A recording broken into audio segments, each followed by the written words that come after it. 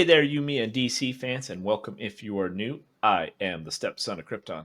And I'm Antis. And today we are continuing with the Absolute series. We are doing issue number 7 of Batman. Guys, we're going to keep this intro super short because the plan was for him to be just one video for the two. Didn't work out, so we're doing a second part, issue 7. Mantis, you ready? Yeah, it's getting cold in here. Absolute zero cold.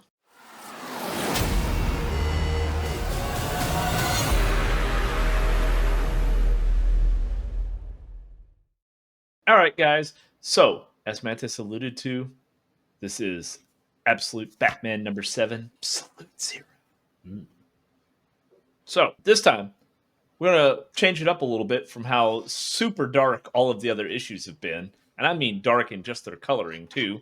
We are going 1 month after the party animal attacks. Okay. We learn that the city has been put under martial law by the new mayor, Hamilton Hill. Defeated good old Jim Gordon. I guess they didn't like with everything that happened with the attacks. It always happens, right? Like anytime something bad happens around the world, that we're going to blame this person, and they use that to, it's just politics, man. But they put in the martial law to protect people from the party animals and the Black Mask and all that, and people such as Batman. So we have Waylon, Harvey, Eddie, Ozzy. They all gather in Crime Alley there for a memorial to good old Mitchell Matches Malone, another guy from the neighborhood they used to hang out with when they were kids. And they ask, does anybody know what Matches had been doing recently? And I saw him last. So say none of them have seen Bruce since the party animal attack off the yacht. And he appears and says he knows that Matches died. Okay. Yeah, he was the last one to see him alive. Yes. Actually. So then we don't like, I will say in the Absolute universe thus far, we don't like staying in the present day for too many pages, right? We got to go back. So we're only going back a week, right? So we go back the week where Bruce previously reached out to Matches. He needs some fake documents made, okay? We find out Matches was a forger. So he wants to get in with the building crews that are building Arc M. So we met with Matches.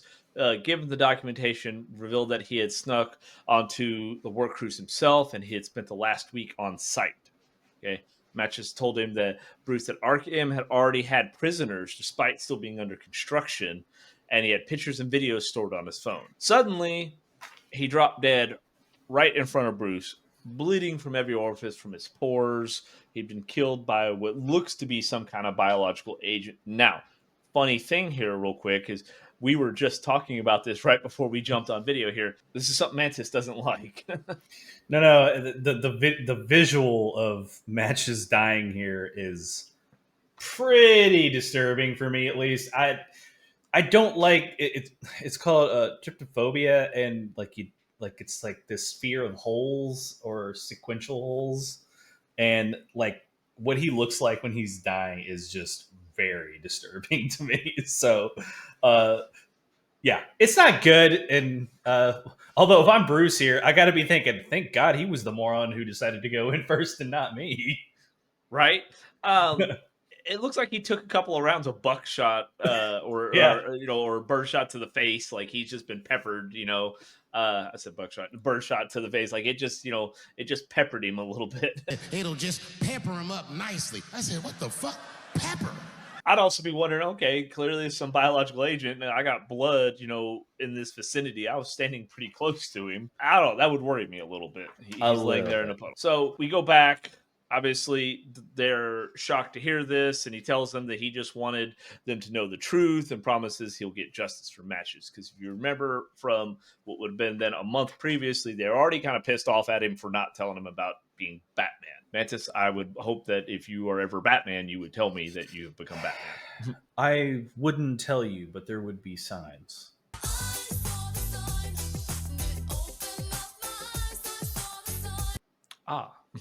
Like a bat signal. Maybe. Batmobile couldn't fit in my garage, just saying. Just parked out on her.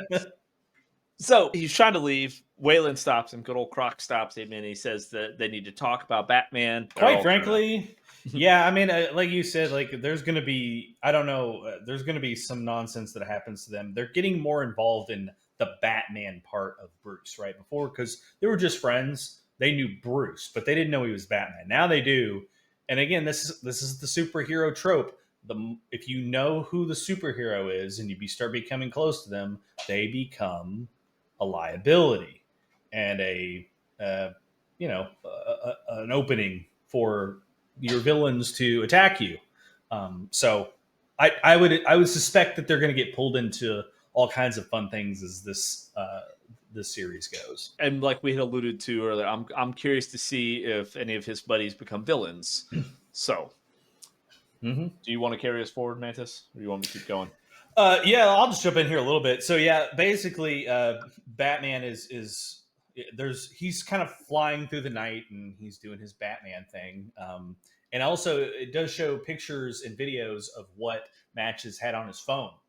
And he's watching a couple of videos through, but he does see at the very end of the video was a list that Matches had saw. And he doesn't know whether he wrote it or it was just he captured it on his phone.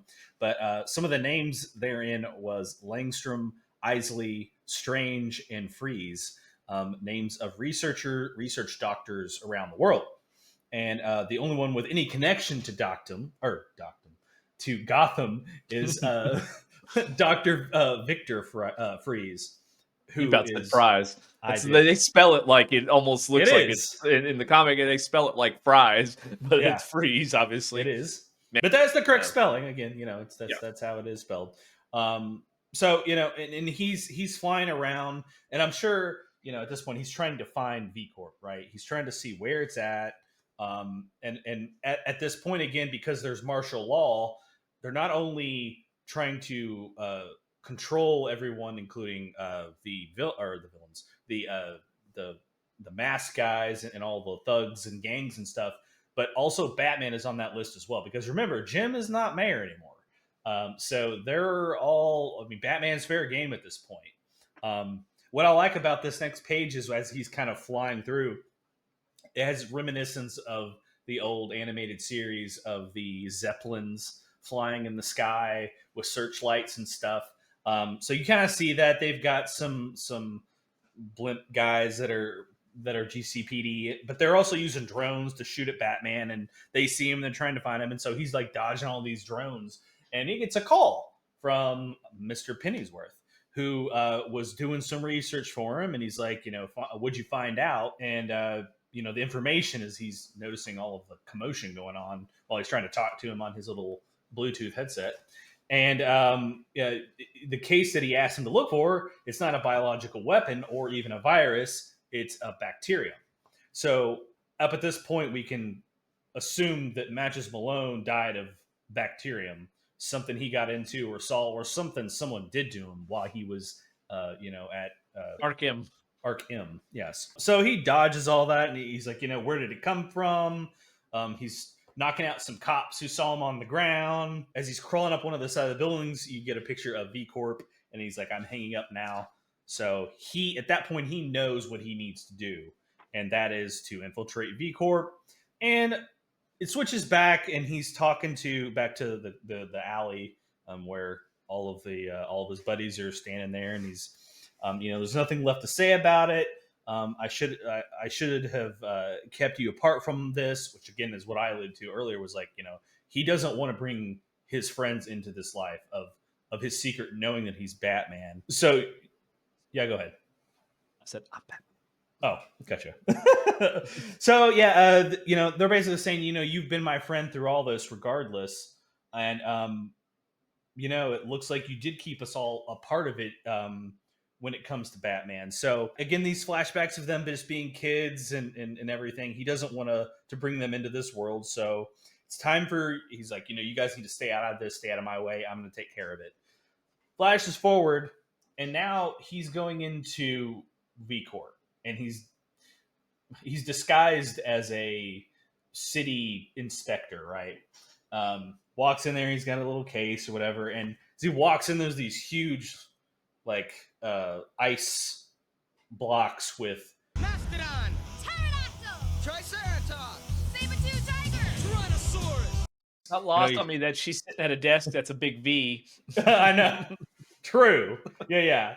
And he's like, he's very enamored. It's like, this stuff real? And of course, he's like, you're wondering if they're real. Well, they are real. Then this guy comes out and he's got his V Corp, lab coat on. Basically, he's asking him what's the hardest. The hardest part was keeping them intact during the transit. Big eyes can be pretty volatile when it's disturbed, which I thought was like, okay, this is all going to come back to weaponizing the ice, right? Like some sort of explosive. He's been doing some sort of experiments on the ice. But he's running a check on the power. Of course, he's like, I'm here to just check, your guys' power allotment. Make sure you guys aren't using too much juice.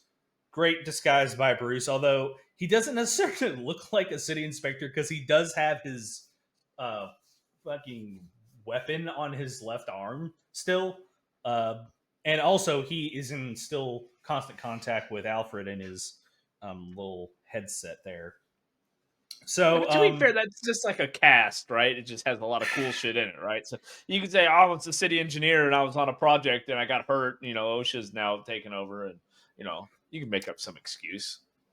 Yeah, and so he comes in. He's trying to make small talk with this guy, and he's like, is the place still run by, Victor and Nora Freeze? And I guess you could say that this guy says, and of course, he's got a little button underneath the desk or on top of the desk that he clicks. It's the the window that opens up, and when it opens up, you see two people in the ice hooked up to these wires and tubes and stuff, and they look pretty dead, almost dead.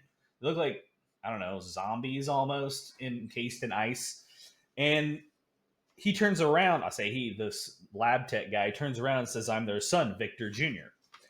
Which from the very first page of this issue, you kind of got to see a little prologue of them riding in a Jeep to go find ice glaciers and stuff. So he's apparently all grown up, and of course Bruce is just like freaked out. He's staring. He's like, "Oh crap!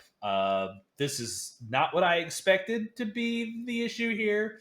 And of course Victor Jr., which, and maybe you could answer this for me. Victor Jr. This is supposed to be Dr. Freeze from the normal villain storyline that we know. I don't recall his parents ever being brought into it. Could be wrong. In the OG storyline, but let us know if I'm incorrect there. Yeah, go ahead. So in the original storyline, and even in Batman and Robin, you see when that's his wife, Nora is his wife. Okay, yeah. Victor is Mr. Freeze, right? It never brought his son into it until Young Justice. Or that, now I could be wrong. It could be earlier in the comics, but as far as like we're talking like animated movies, things like that, like in Young Justice, you see Freeze Jr., you see Victor Freeze Jr. But in the original comic stuff, it was always just Victor Freeze, his son. Gotcha. They went a different route there. Yeah. So again, Bruce is obviously freaked out at this, and which Victor Jr. notices, and he's trying to tell me, he's like, it may be kind of extreme for normal people. But they love the ice, and this is what they wanted. Yes, this is what they wanted. This is their mission. And Bruce is kind of asking me, he's like, "What is the mission of what you are talking about?" If you don't mind my asking, obviously. And he's thinking, telling me, he's like, "There's nothing in the city records of what you guys actually do here." What would you say you do here? The name doesn't necessarily allude to it. I don't understand what the ice stuff has to do with anything. And so then you get this a page of kind of a flashback and basically what previously happened to Victor and Nora. And, they had some unfortunate things happen. I don't think it actually explicitly says what disease they caught, but they caught some sort of disease that didn't have a cure. And so they wanted to preserve themselves in the ice until they could find a cure for it, right? Which is kind of the same premise again from the OG uh, um, storyline of Mr. Freeze. Is his wife was sick, and to preserve her, he froze her up uh, Figure out a cure. to figure out a cure. In which, of course, accidents happen, and then he gets stuff's happening to Freezing. him. Yes. So that's kind of what ended up happening there, keeping them frozen or whatever. But it also does say he was also frozen in the ice because he was diagnosed with a rare terminal disorder. And of course, they said, well, we can freeze him too, and maybe that'll save him. And then there's a small little pane of, and I don't know who says this to Bruce, but he's like, you walk away now, and mark my words, Bruce, you will die. So I don't know who says that to him. I think that's Waylon. Yeah, he looks big enough that he has to be Waylon, right? Yeah, I'm pretty sure that's Waylon on there because I was thinking the same thing. But if you go back and when I said it earlier, like he had said that, like there was that kind of tone. I was at a different point in the comic there, but here, yeah. And again, weird to just jump into that pain right there, right? Just that one little. But it was, you walk away from this, you'll die. And then as Bruce is kind of searching his office while he's talking, some shit's going down with good old Fries there. I'm just joking, Freeze. But it's just, I'm sorry, it catches me every time I read it. It's just like Fries. Yeah. Would you like some fries with that? So, you like an apple pie with that? Would you like an apple pie with that? Ding, fries are done. Ding, fries are done. Yeah, so he's over there and he's talking about it, and he's saying how, like, his parents told him that it would, like, if he underwent this treatment, it'd be this nice peaceful sleep. It's kind of like on what was it, Demolition Man? Like, you just go get frozen in the ice. He's like, no, we were awake. Like, he felt everything. He said the pain is excruciating. And just then, as he's talking to him, his skin's turning blue and his eyes are going red. And it's like next thing you know, like Bruce realizes that he's like staring him down, like he sees that he's kind of searching his office. Flashes this page of this weird blue looking monster. And he grabs Bruce's face, and like where he's touching, you see the blue freezy kind of veins coming out, and infecting him is what I took from it. Yes, and I don't know. So I'm assuming it's something like because they say it's like a bacteria. Maybe it's some like prehistoric. Because when you see that they have the mammoths and everything, my mind immediately went to prehistoric bacteria found in the ice. Yeah, which this has been done in other movies and TV shows. There was an episode in, maybe not the same thing, but there's like, I don't know if you guys know, The Thing, the movie The Thing, the remake of The Thing. It's kind of on this premise of a parasite alien organism or bacteria encased in the ice. There was even stuff in the news about this, like maybe 3 or 4 years ago, about them finding some prehistoric bacteria in the ice, like in real life, like. People they found this, and I'm just like, says that, and now I got to go research it so I can have it up on the screen for you. I'm pretty sure I don't, and maybe it was just all hearsay, but I'm just like, man, why you got to be messing with shit like this? Like, this is how we die. like why you got to fuck with shit? Like, just leave that shit in the ice. Like, no, we don't need to find out. We don't need to know. It's fine. Leave it up there. Nobody's around it. Like, yeah. So. It's interesting because it seems like they keep, like I said, they said multiple times in here, if you keep going down this path, you're going to get yourself killed. And now he's being infected with some freeze virus. We don't know what's going on. I will say it also seems like Victor Jr. there can control whatever this is. So like a Hulk kind of a thing, like again, he kind of got angry because he sees that Bruce is like searching his office and he suspects him, so then he turned into the ice monster. You can't fly in airplanes because you are a terrifying monster. Yeah, essentially, he turned into some, like, I don't want to call them the White Walkers, but it kind of looks like that, except from blue eyes, they're red eyes, so. He's a member of Blue Man Group. So we had Daft Punk in the last one. Now we got Blue Man Group. We're just hitting them all. And then I'd be very, very curious to see where this issue goes. Like I said, I think in my opinion, like the Batman's kind of getting better as it goes. Mm-hmm. And yeah, that's to be expected, dude. It's been a long time since I don't know how Mantis is on this, but it's been a long time since I was actually gotten into a completely brand new series that started in comics. So, like, maybe I'm not used to them kind of being a little slower in the beginning, first few issues, but now all of them are really kind of like catching steam, man, and they're going. Yeah, just comparing, and we can wrap this up. Just comparing this to because we just recorded the first couple issues, second issues of the Flash, Martian Manhunter, and Green Lantern, and yes, it's like those are starting off slow, pretty slow, and even from what I remember, like the beginning, the first couple issues of Wonder Woman were kind of slow as well. But you get now, and like things are definitely getting heated up in Superman, in Batman. So I think it's just the way that these are structured. You know, they try to put backstory in there, and they're here and there. So, which apparently doesn't stop them in issues 6 and 7 either. There's just constant, flashbacks and time jumping. Sometimes it gets a little difficult to kind of keep track of. I'm like, where are we at now? Like, Yeah. I had to go back and read it a couple times. Hey, maybe that's to get you the replay value, right? Like, I had to read it 4 times to understand where we were at on it. All right, guys. So our timer, I keep looking at our timer. I'm like, it looks worse than it is. We have reasons for that. It won't be as long, I promise. But if you have made it with us this far, we definitely do appreciate it. Consider giving the video a like, subscribing to the channel, clicking on your little bell notifications. That way you get alerted as we release all of these videos, because we have a lot coming down. We've just even recorded so many of the different everything going on in the Absolute Universe, the Justice League Unlimited side of things, as well as everything going on in the DCU.